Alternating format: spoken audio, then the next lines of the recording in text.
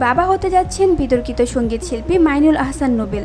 গতকাল আদালতের কাঠগড়ায় দাঁড়িয়ে এই সুখবরটি পান তিনি।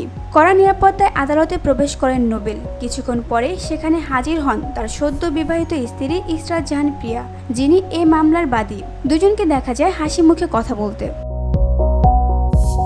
আইনজীবীরা জানান, গত 19 জুন কেরানীগঞ্জ কারাগারে প্রিয়াকে বিয়ে করেন নোবেল। আর সেই সংসারে আসছে নতুন অতিথি, বাবা মা হতে চলেছেন তারা। নারী নির্যাতন ও পর্নোগ্রাফি আইনের মামলায় গতকাল 1000 টাকার বন্ডে জামিন পেয়েছেন নোবেল।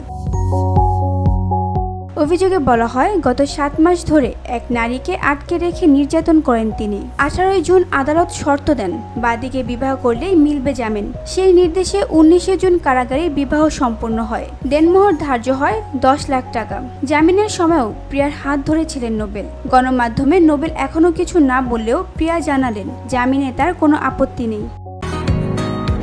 বসুন্ধরা, উত্তরা, বনশ্রী, কুড়িল ও বাড্ডা সহ রাজধানীর বিভিন্ন স্থানে অভিজাত ও অত্যাধুনিক মানের ফ্ল্যাট কেনার এক নির্ভরযোগ্য প্রতিষ্ঠান pleasant properties limited.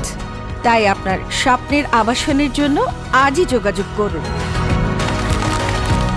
Pleasant properties limited, where destiny matches eventually. জটিলতা পেরিয়ে এবার নতুন জীবনের পথে নোবেল ও প্রিয়া। ভবিষ্যৎ কি বয়ে আনে সেটাই এখন দেখার পালা। VOD Bangla news desk.